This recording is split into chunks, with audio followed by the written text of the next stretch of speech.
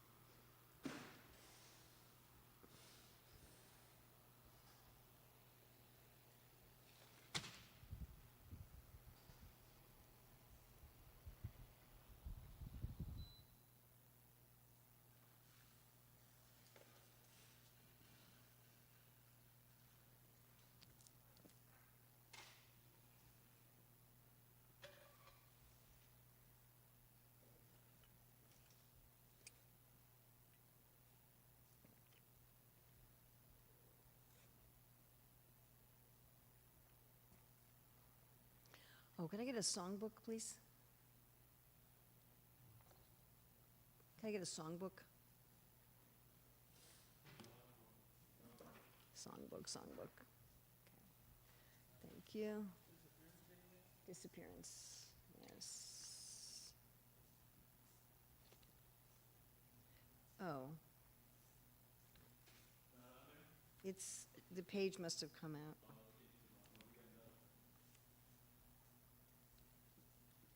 It's on my to-do list to get new songbooks printed.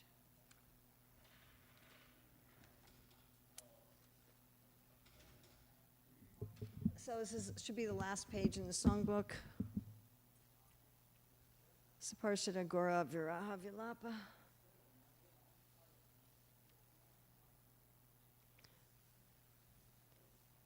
So today's the disappearance day of Vikeshwar Pandit.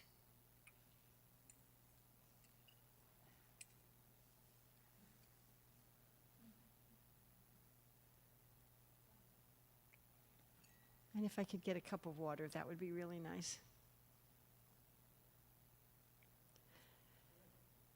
Yayanilo Premadana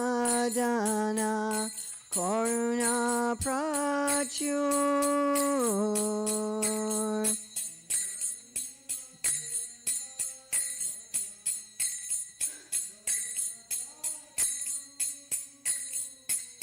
Heno Prabhu Kota Gela Acharya Thakur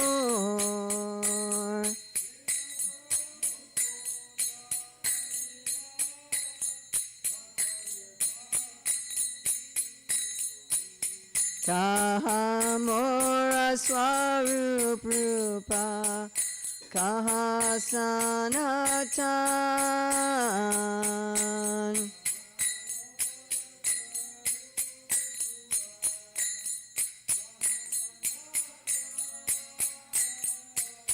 Kaha Jasa Raghunata Patita Pavan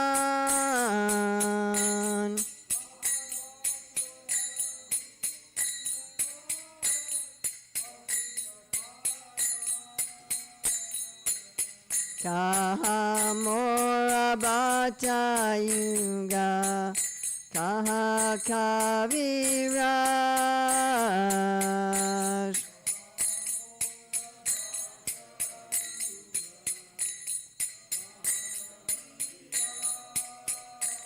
Thank you.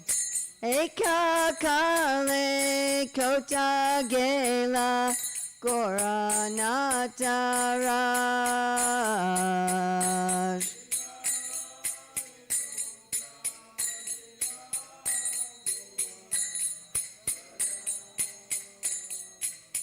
pasane kutibo mata, anale pasibo.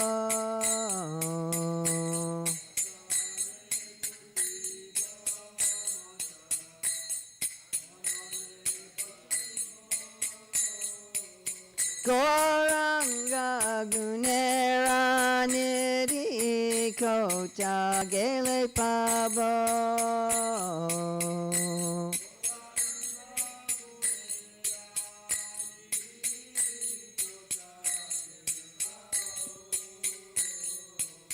Se saba sangira sange ye koi lo bilas.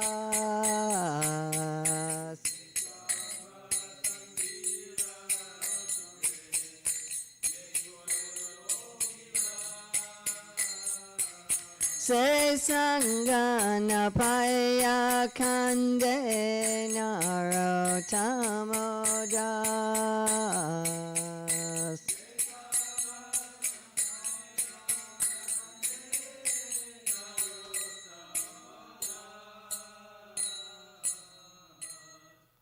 He who brought the treasure of divine love and who is filled with compassion and mercy, where has such a personality as Srinivas Acharya gone? Where are my Swarup Damodar and Rupa Goswami? Where is Sanatana? Where is Raghunath Das, the savior of the fallen? Where are my Raghunath Bhatta and Gopal Bhatta? And where is Krishnadas Kaviraj? Where did Lord Gauranga, the great dancer, suddenly go? I will smash my head against the rock and enter into the fire. Where will I find Lord Gauranga, the reservoir of all wonderful qualities? Being unable to obtain the association of Lord Gauranga, accompanied by all of these devotees in whose association he performed his pastimes, Narottama Das simply weeps. Jayam Vishnupad, Paramahamsa, Parivrajikacharya, Asatara Sajashri Srimad, His Divine Grace, A.C. Bhaktivedanta Swami Maharaj, Prabhupada Ki Jai. ISKCON founder Acharya Srila Prabhupada Ki Jai, Ananta Koti Vaishnava Vrinda Ki Jai, Namacharya Srila Haridas Thakur Ki Jai, Prem Shri Kaho Shri Krishna Chaitanya Prabhu Nityananda, Shri Advaita Gadadhar Shri Vasadi Gaur Bhakta Vrinda Ki Jai, Shri Shri Radha Krishna Gopinath Shai Mukunda Radha Kunda Giri Govardhana Ki Jai, Vrindavan Dhama Ki Jai, Mathura Dhama Ki Jai, Navadvip Mayapur Dhama Ki Jai, Jagannath Puri Dhama Ki Jai, Ganga Maya Jamuna Devi Ki Jai, Bhakti Devi Ki Jai, Tulsi Maharani Ki Jai, Samaveta Bhaktivinoda Ki Jai, Gaur Premanande. All glories to the assembled devotees. All glories to the assembled devotees. All glories to the assembled devotees. All glories to Sri Guru and Gauranga. All glories to Srila Prabhupada. Nama Om Vishnupadaya Krishna Prastaya Bhutale Srimati Bhaktivedanta Swami Niti Namane. Namaste Saraswati Deve Gauravani Pacharane Nirvasesa Sunyavadi Paskajade Satarane. Vandeham Shri Guru Shri Yuta Padakamalam Shri Gurun Vaishnavamscha Shri Rupam Sagrajatam Sahagana Raghunatham Vitam Sam Sajivam Sadvaitam Sadvadutam Parijanam Sahitam Krishna Chaitanya Devam Shri Radha Krishna Padam Sahagana Lalita Shri Vishakam Vitamscha Panchakalpachubhischa Kripasindhavya Patitanam Pavanevyo Vaishnavebhyo Namo Namaha. So it's June 19th, 2026 in New Goloka, Hillsborough, North Carolina. It's a disappearance day of Vikeshwara Pandit. So we'll speak a little bit about him, and then we'll go on to verse 1075-36. One time in the house of Srivas Thakur, Lord Chaitanya sang while Vikeshwara Pandit danced in constant ecstasy for 72 hours. That's a long time. We think we go to these Arangetrams, where they're dancing for like 5 hours. 72 hours. At that time, Lord Chaitanya said, Vikeshwar, I have only one wing like you, but if I had another, certainly I could fly in the sky. And Vikeshwar Pandit would serve in the Navadvip Sankirtan parties, the dramas at Srivas Angam, and the yearly Rath Yatra at Jagannath Puri. And he both stayed with the Lord at Navadvip and at Jagannath Puri. Devananda Pandit had offended Srivas Thakur. When Devananda Pandit was speaking on the Bhagavatam, Srivas Thakur was displaying ecstatic symptoms, and some of the other people listening they became disturbed at this, and they threw Srivas Thakur out, and Devananda Pandit did not object. And for this, he lost all of his taste in the Bhagavatam. But later, by serving Vikeshwara Pandit, he regained his taste, and Mahaprabhu blessed him. In the Gauraganadesh Deepika, it says that Vikeshwara Pandit is an incarnation of the Aniruddha of the Chaturvyuha, that he's Vishnu Tattva. But his grand disciple, Dhanachandra Goswami, says that Vikeshwara Pandit is the personality Tunga Vidya in Krishna Lila. So just putting that out there. You can choose whatever you like. A very important thing about Vikeshwara Pandit is that he was one of two people instructed in the science of the practice of spontaneous devotion, Raganuga Sadhana Bhakti, by Swarup Damodar. And according to Srila Bhaktivinoda Thakur, Vikeshwara Pandit was instructed in what Bhaktivinoda Thakur calls the external path, whereas Raghunath Das Goswami was instructed in the internal path. Vikeshwara Pandit had a disciple who then had a disciple. So he had a disciple, Gopal Gaura Goswami, and then he had a disciple, Dhanachandra Goswami. Dhanachandra Goswami compiled a book, Gaur Govinda Smaranam Archana Padati, which describes how to practice what, again, Srila Bhaktivinoda Thakur designated in Jaiva Dharma as the external path of Raganuga sadhana. Generally, what I have found in our Hare Krishna movement is when devotees think about what is Raganuga sadhana, they identify the practice of Raganuga sadhana with the process given to Vikeshwara Pandit and delineated by his grand disciple, Dhanachandra Goswami. However, that particular path, although bona fide, given by Swarup Damodar, accepted by Srila Bhaktivinoda Thakur, was not used by Srila Bhaktisiddhanta Saraswati, because that path can be easily imitated. Because it involves a lot of external activities, certain mantras you chant, certain meditations you do, it can be imitated, it can be cheapened.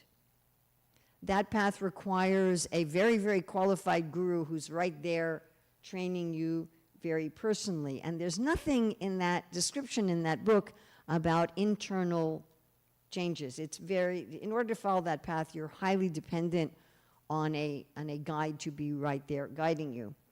There was another path taught by Swarup Damodar, which Srila Bhaktivinoda Thakur calls the internal path, which was given to Srila Raghunath Das Goswami, which he delineated in his book Sri Manashiksha, which is 12 verses, which on the urging of my dear friend Srimati and Sachinandan Maharaj, we arranged for a translation of the book and Srila Bhaktivinoda Thakur's commentaries, and we also have commentaries of contemporary Vaishnavas. And there we wrote extensively, we did extensive research into Srila Bhaktisiddhanta Saraswati's take on Raganuga Sadhana Bhakti. And there we established that Srila Bhaktisiddhanta Saraswati most definitely taught the path of spontaneous devotion. If he didn't, he wouldn't be following the line of Sri Chaitanya Mahaprabhu, who said he came to the world to give Rag Marg. And if you see the logo that Srila Bhaktisiddhanta Saraswati personally designed for the Gaudiya Math, you see half of it is Vidhi Bhakti and half of it is Rag Bhakti. And under Rag Bhakti, he puts Kirtan and book distribution. And on Vidhi Bhakti, he puts deity worship. But the path that Srila Bhaktisiddhanta Saraswati favored was that given to Raghunath Das Goswami. And so his disciple, A.C. Bhaktivedanta Swami Prabhupada, following in Srila Bhaktisiddhanta's footsteps, also promoted this, what Srila Bhaktivinoda Thakur called the inner path of spontaneous devotion. So on the inner path, it's much more, one externally behaves as a Vaidhi sadhaka, and internally one is going through purification of anarthas and meditation on the Lord. So both of these paths are bona fide. They're both given by Swarup Damodar. Vikeshwara Pandit is either Aniruddha or Tunga Vidya, as you like, whoever authority you want to accept. And the book given by Dhanachandra Goswami is a bona fide book. However, because of various circumstances, we are favoring the internal path given by Raghunath Das Goswami. We've written a whole chapter on this at the great pushing of our godbrother Deva Mitra Maharaj in our publication of Srimana Shiksha, if you want to go into this more deeply. You can find the temple of Vikeshwar Pandit dedicated to his deities at Radhakund, right near our ISKCON Gopal Mandir, practically right across the street. So I'm going to go on to today's verse. So we're reading from Srimad Bhagavatam, Canto 10, Chapter 75, Text 36. Tatra Duryodhano Mani Parito Brati Bir Nripa Kirita Malinya Vishad Asi Hasta Kshipanusa. Please chant.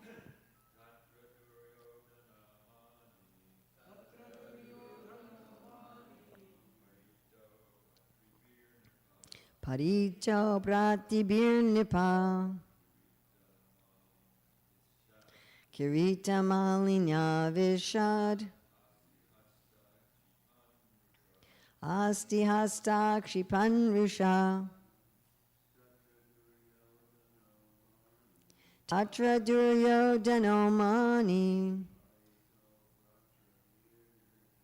Parito Brati Bir Nripa Kirita Malinya Vishad Asti Hasta Kshipanrusha Tatra Duryodhano Mani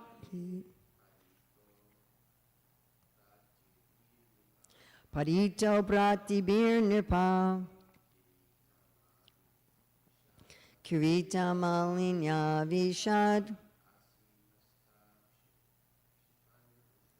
Asi Hasta Kshipanrusha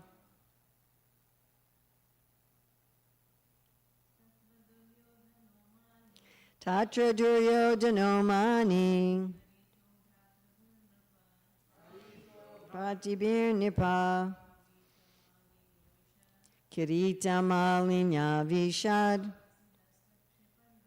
Asi Hasta Kshipanrusha Tatra there Duryodhana Mani proud Paritaha surrounded Bratya Bihi by his brothers Nripa O king Kirita wearing a crown Mali and a necklace Navishat entered Asi a sword Hastaha in his hand Kshipan insulting the doorkeepers Rusha angrily. So this is again at the Rajasuya Yagya, and the question was asked, why was Duryodhana not happy? So, and now Sukadeva Goswami is describing, everyone else is happy, everyone's satisfied except for him. BBT translation, proud Duryodhana, holding a sword in his hand and wearing a crown and necklace, angrily went into the palace in the company of his brothers, O king, insulting the doorkeepers as he entered. The purport is just quoting from Krishna book. I'd actually like, instead of reading that, to just quote the whole section from Krishna book, which is a little longer than was put in the BBT purport. When he was sitting on the throne, surrounded by his friends, and the reciters were offering prayers to him in the form of nice songs, that when Maharaj Yudhisthira was sitting on the throne, Duryodhana came to the palace with his younger brothers. Duryodhana was decorated with a helmet, and he carried a sword in his hand. He was always in an envious and angry mood, and therefore, on a slight provocation, he spoke sharply with the doorkeepers and became angry. I'm going to read the commentary of Srila Sanatana Goswami. In that hall, thinking he would be praised for wearing his crown and necklace so he could display his own wealth, out of pride, Mani, thinking they were very valuable, he entered the hall. So he's entering the hall thinking, everyone's going to praise my crown and necklace.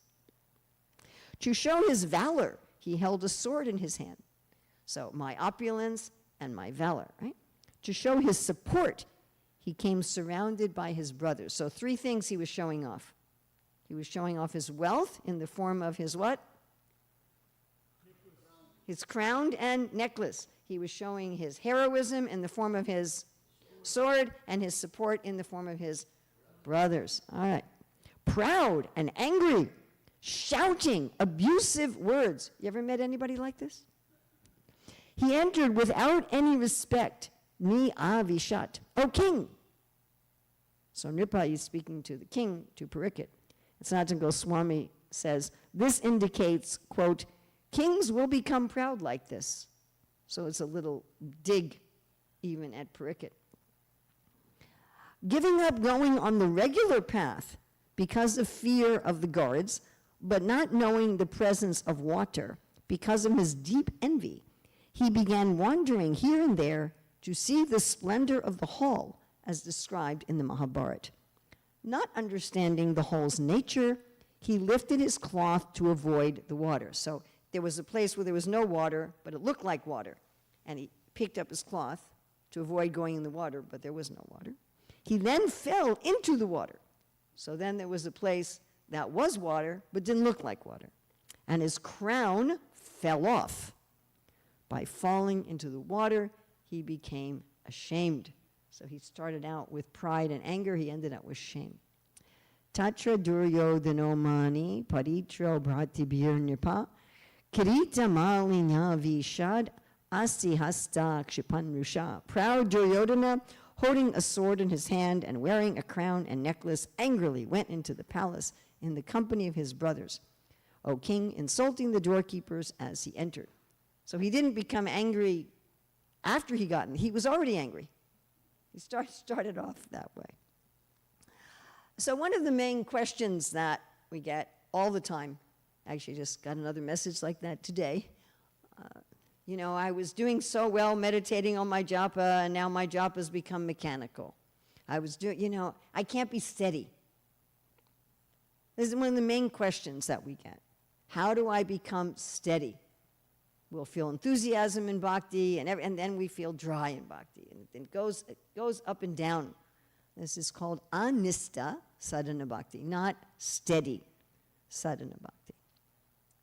So I don't know if any of you will like the answer to this. How do we become steady?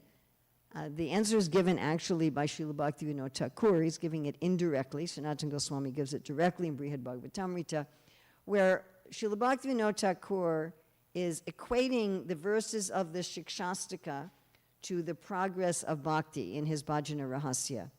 So he equates the words of the Mahamantra in 2 couplets each, 8 couplets, to the verses of the Shikshashtaka, to Krishna's 8-fold daily pastimes, and to the progress of bhakti. And he equates to steadiness which verse of the Shikshashtaka?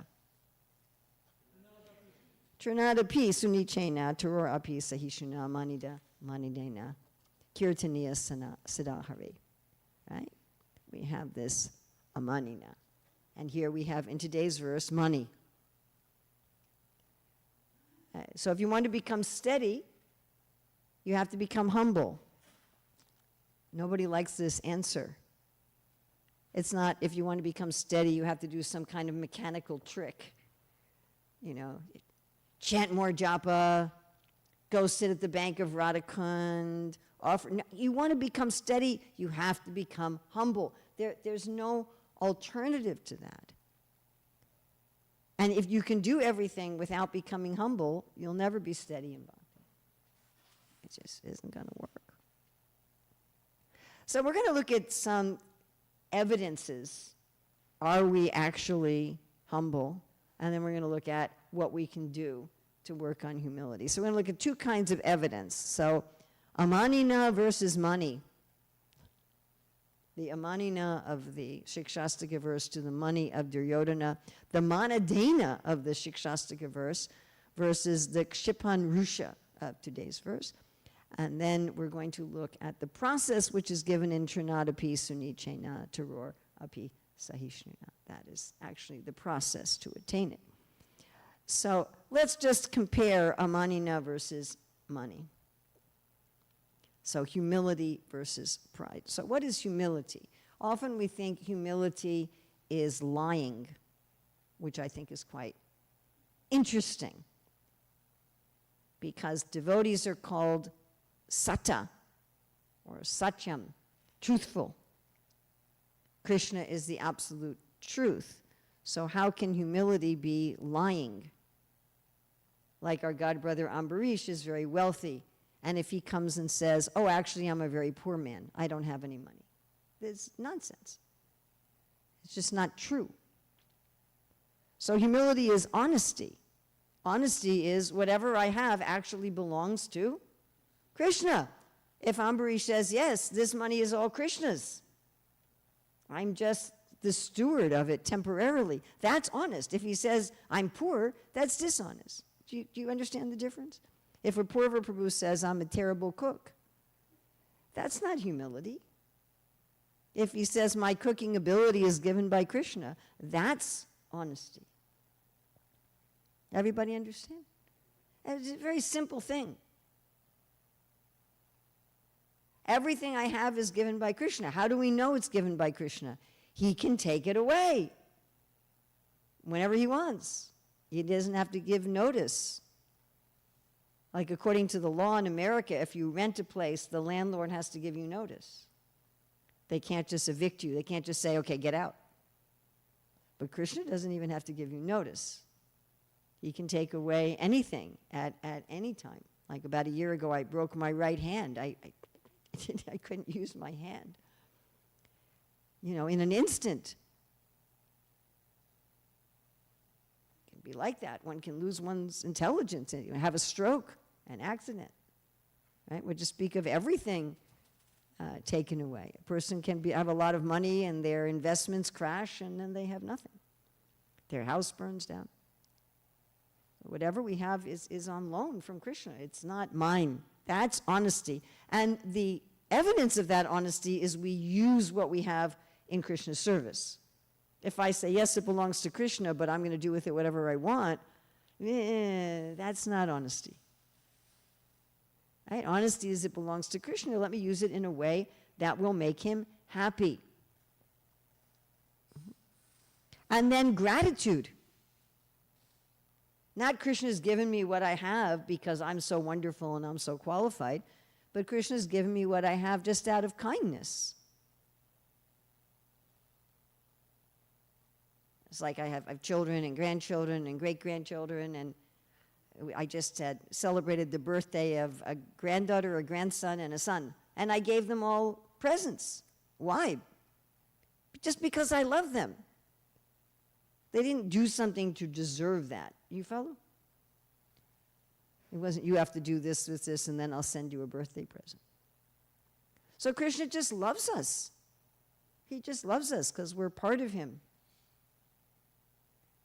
Just like, you know, we take care, we were reading the other day, right, that the devotees love all of Krishna's parts and parcels equally, just like we care about our body equally. I take care of my hand because it's part of me. It doesn't have to do something to deserve that. So whatever Krishna's given me, whatever intelligence, whatever talents, whatever money, whatever beauty, whatever fame, whatever beautiful crowns and necklaces, whatever valor, whatever associates, Krishna's given me that just out of his kindness. And so always grateful, always grateful, always grateful, always grateful. The Panchatantra says that the only one who cannot be rectified is the ungrateful person. And we should be all the time.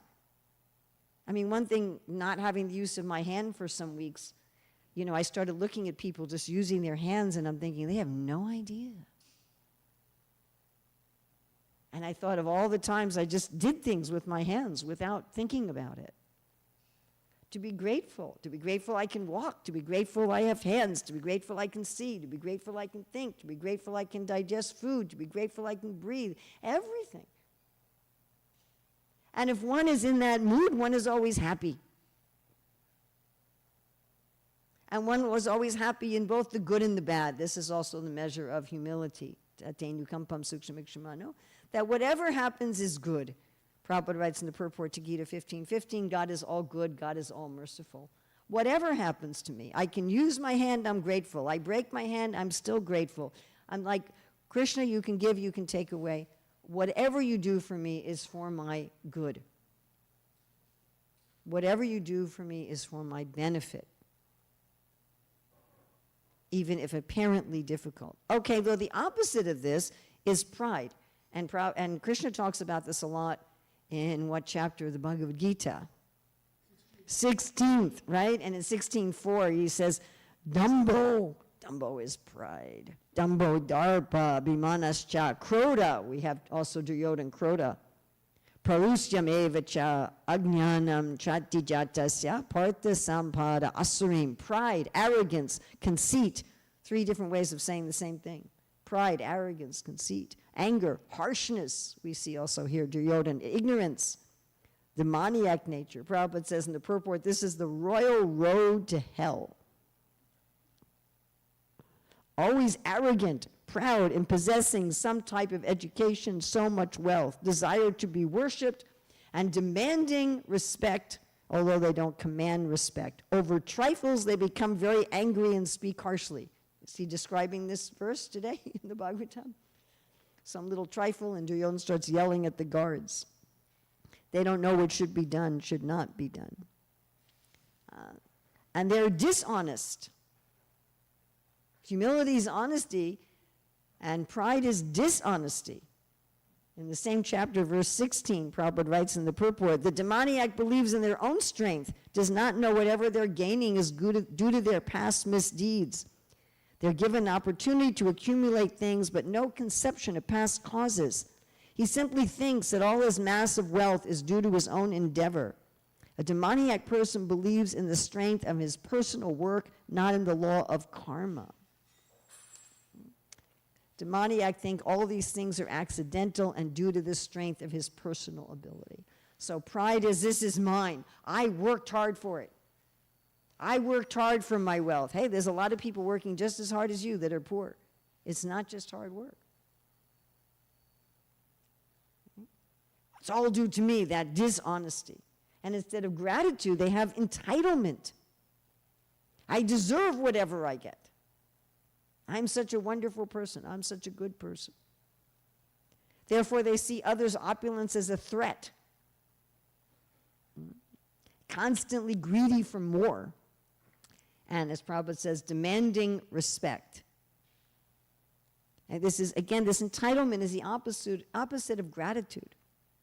Do I just expect that my spouse is going to clean the house for me, or my spouse is going to bring in the money, or my children are going to act? Do I just expect that people are going to treat me in a certain way?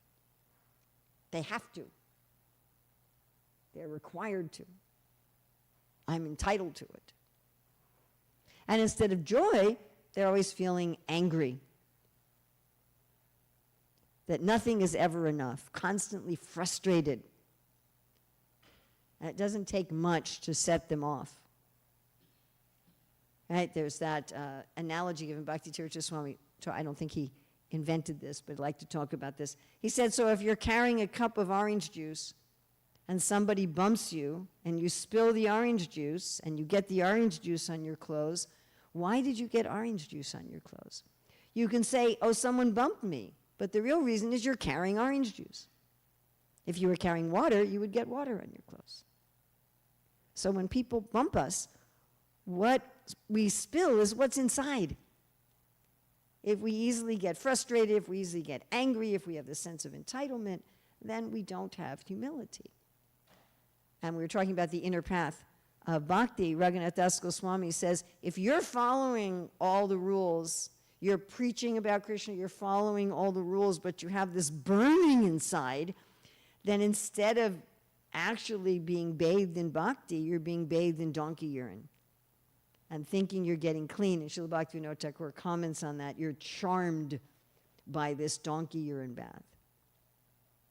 Right, where you're always burning, you're always, and one can disguise this as spirituality. I'm always angry about this righteous thing, and this righteous thing, and this righteous thing.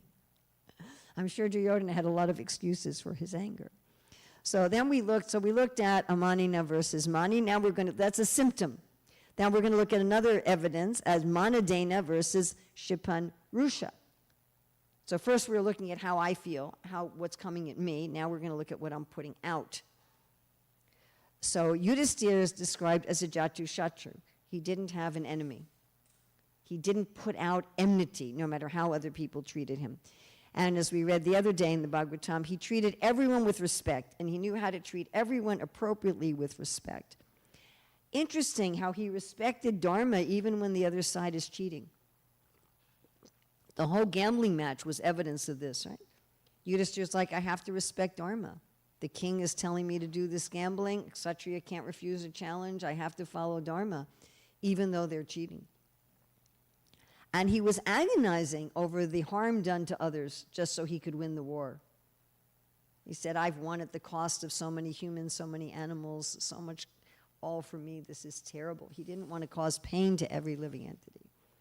Now on the other side, Duryodhana, the Shipanrusha, anyone who doesn't serve him is an enemy. Yudhisthira doesn't see anyone as an enemy. And he's angry over everything, and he's angry over nothing.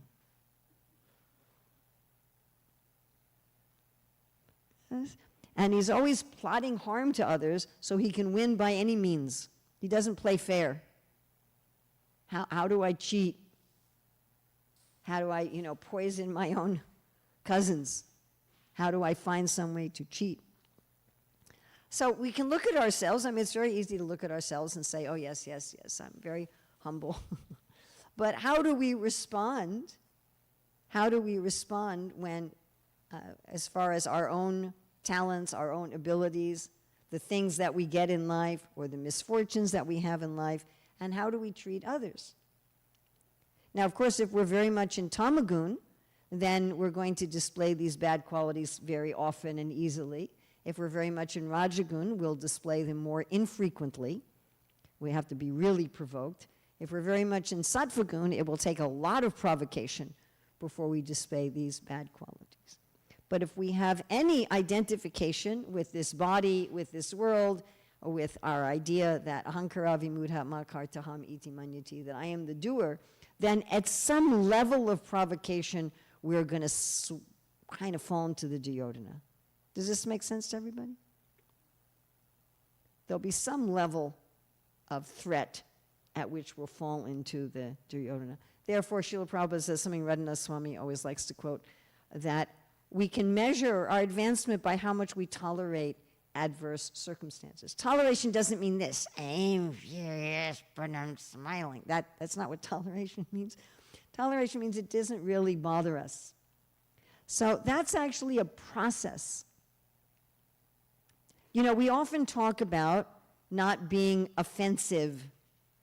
I was just reading today in Nectar Devotion how Prabhupada was talking about how we gain all benefit by association with devotees and we lose our taste if we offend the devotees. And it was also interesting, he was saying that if somebody makes advancement very quickly in this life, you can tell that was advancement from a previous life that was probably hampered by an offense to a devotee. Interesting, huh? So we very much talk about not offending devotees, but there's something I think we don't talk about enough, and that's not feeling offended. Because that's the other part of the Shikshastika verse, right? Offering respects to others, but not expecting respect for ourselves, not being offended.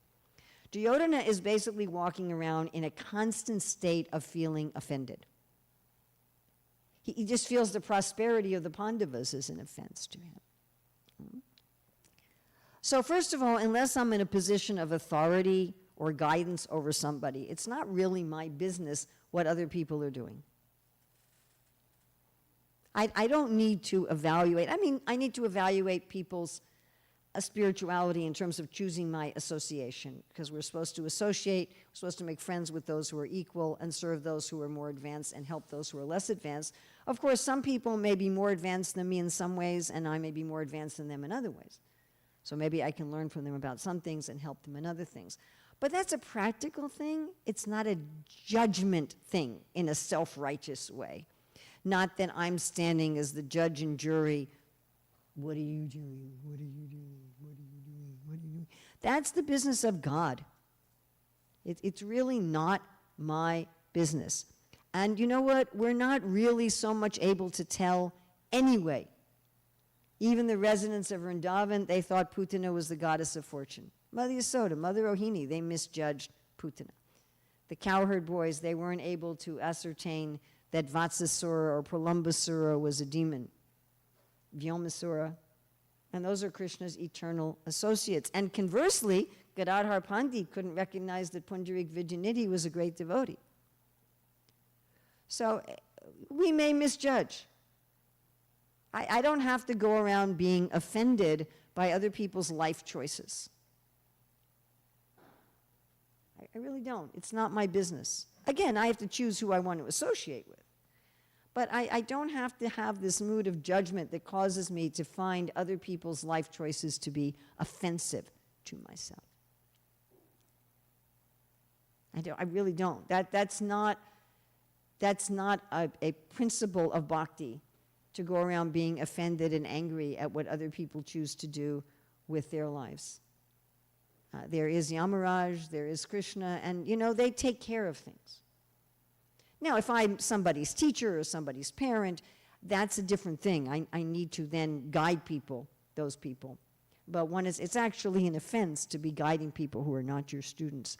So the opposite of this feeling offended easily is forgiveness.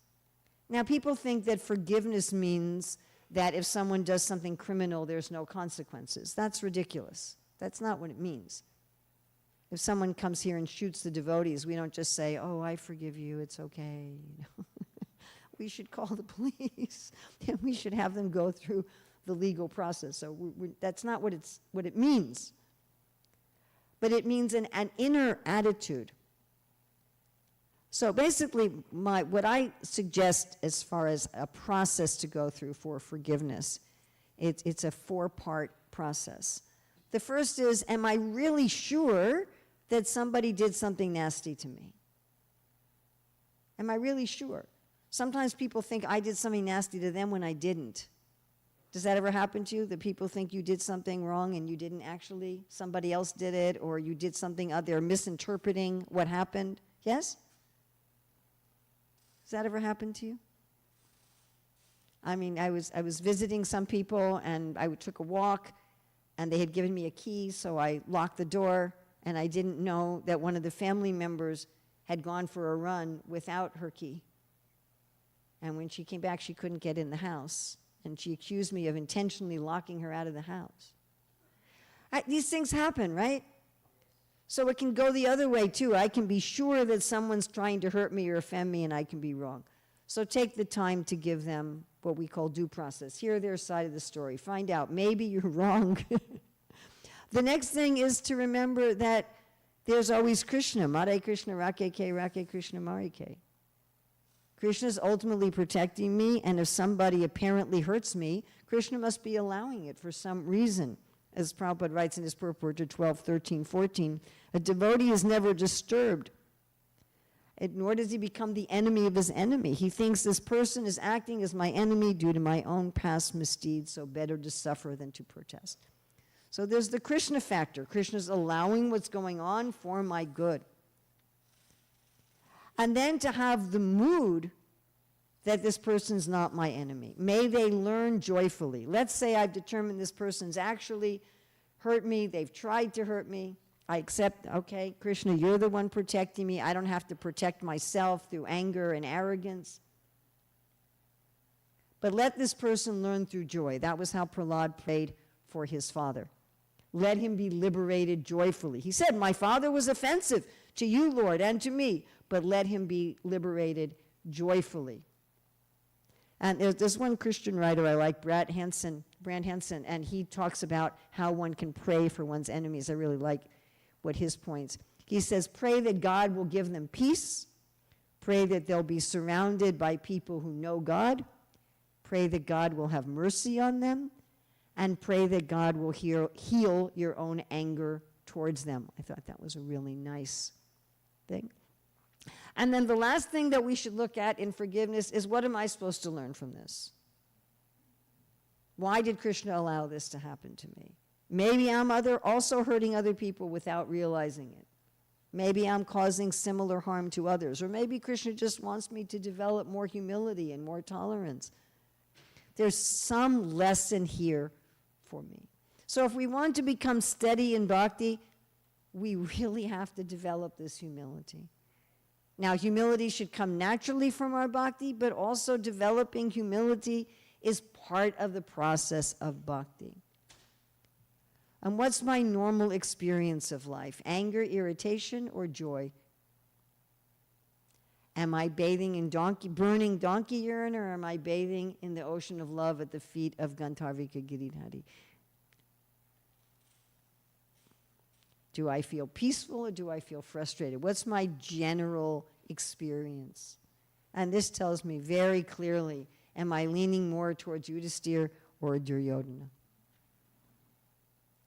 Why are these stories given in the Bhagavatam? I mean, there's many, many reasons, obviously. The deepest reason so we can relish Krishna's Leela here and Krishna's qualities and the devotees' qualities, but also as a guide for us. What do you want to be, this or this? What do you want to be? And we can say, well, I'm just going to go around being angry and envious and chanting Hare Krishna, and Krishna will just clean my heart anyway. Well, yeah, okay. But we should also, as Prabhupada writes in the Nectar Devotion, if we don't want to clean our heart, it's not going to work. We have to actually want to develop this humility and to know that if we do so, we'll become joyful. Our life will become joyful, even in the midst of so many difficulties or whatever in life. And then we won't have to be ashamed like Duryodhana when, in spite of his crown and his necklace and his sword and his brothers, he still lifts up his cloth for the land and falls into the water. So thank you very much. Anything good in this class is by the mercy of Srila Prabhupada and our acharyas in the Shastra. Any mistakes here are mine. Please take the good, put aside the mistakes. We are, I think, 1 minute over time. Thank you again, Srila Prabhupada Ki Jai.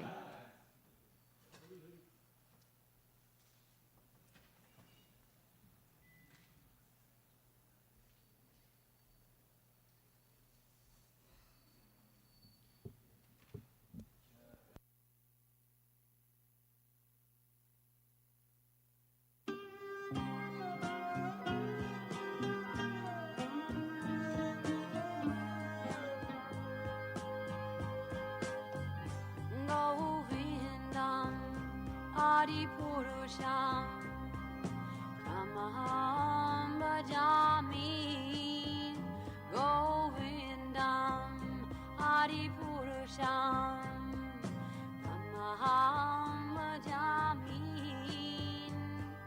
Govindam Adi Purusham Kamaham Bhajami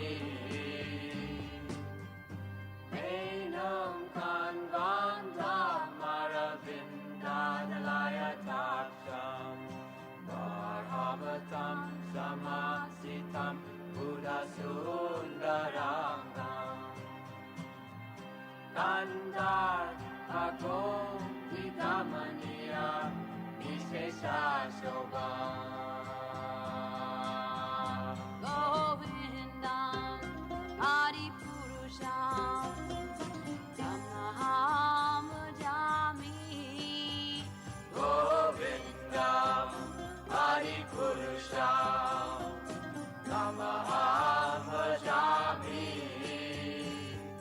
Govindam Adi Purusham Tamaham Bhajami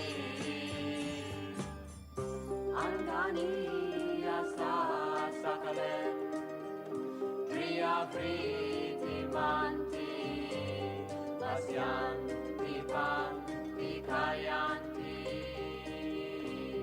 Jiram Naganti Ananda Chinmaya Sadhu Jala Vigrahasya Govindam Adi Purusham Tamaham Bhajami Govindam Adi Purusham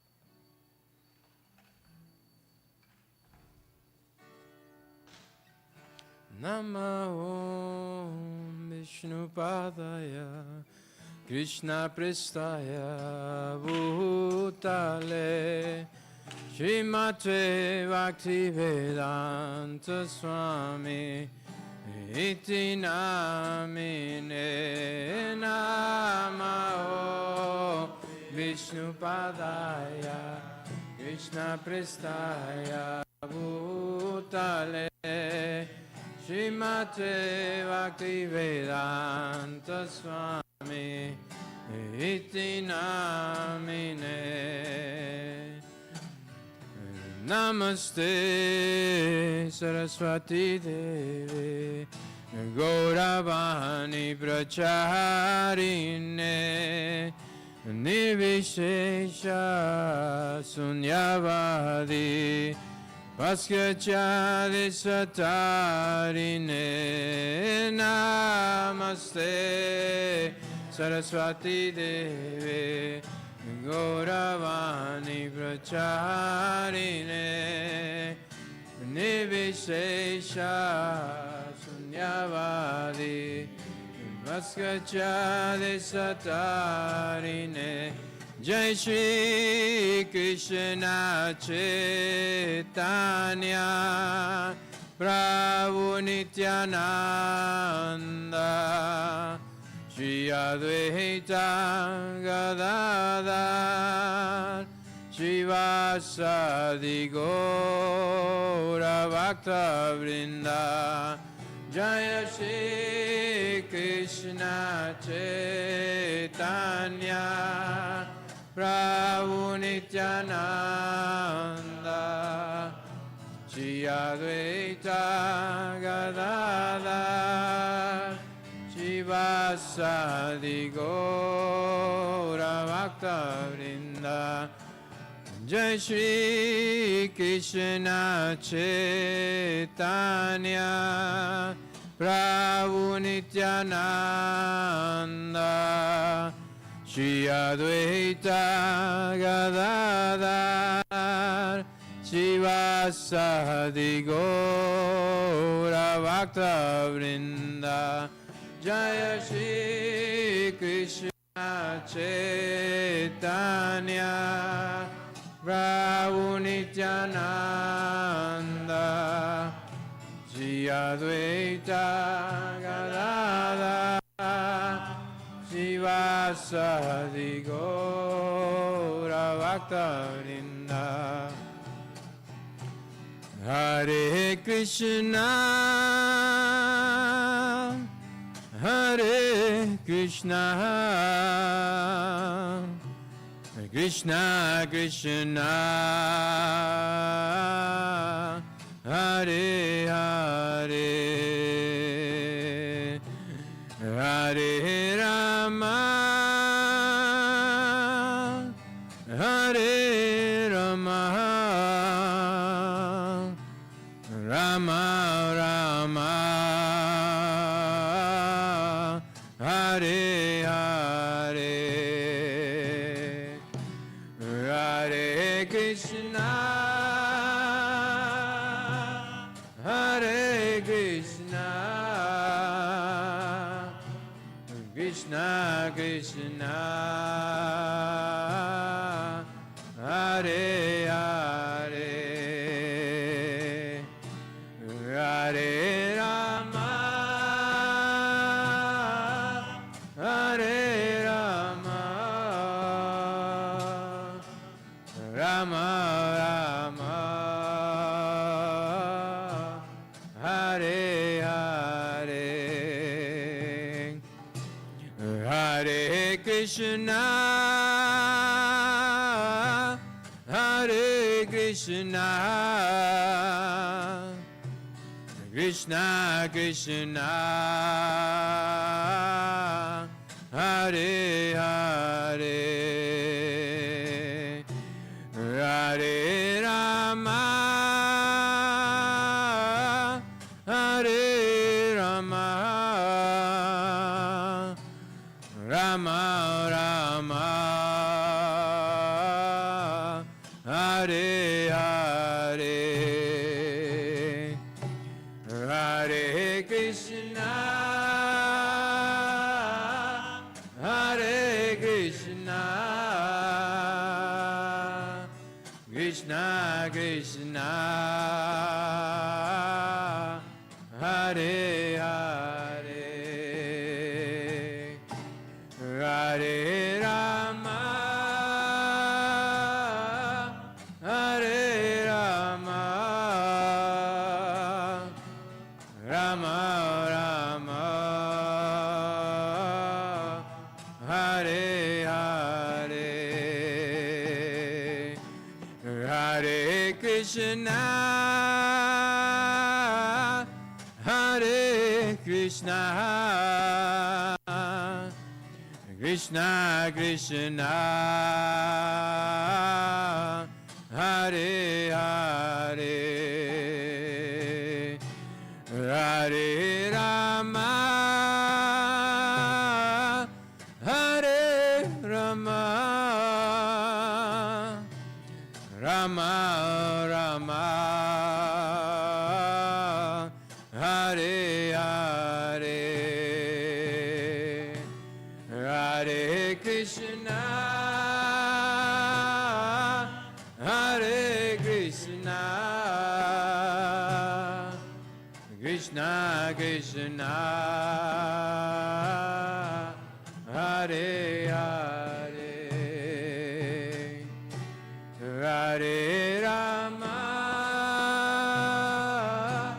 Hare Rama, Rama Rama,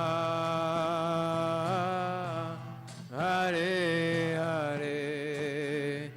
Jai Radha Golokananda, Radha Golokananda, Radha Golokananda, Shri Radhe Jaya, Radha Golokananda, Radha Golokananda, Radha Golokananda, Shri Radhe Jaya, Radha Golokananda, Radha Golokananda, Radha Golokananda, Shri Radhe Jaya, Radha Golokananda, Radha Golokananda, Radha Golokananda, Shri Jaya, Giri Govardhan Jaya, Giri Govardhan Jaya, Giri Govardhan Jaya, Giri Govardhan Jaya, Giri Govardhan Jaya, Giri Govardhan Jaya, Giri Govardhan Jaya, Jaya Prabhupada Jaya,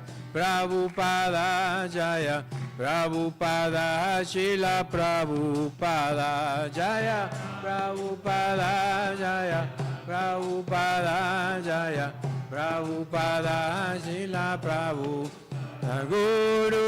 Gurudev, Gurudev, Gurudev Jaya Jaya, Gurudev Jaya Jaya, Gurudev, Gurudev, Gurudev Jaya Jaya, Gurudev.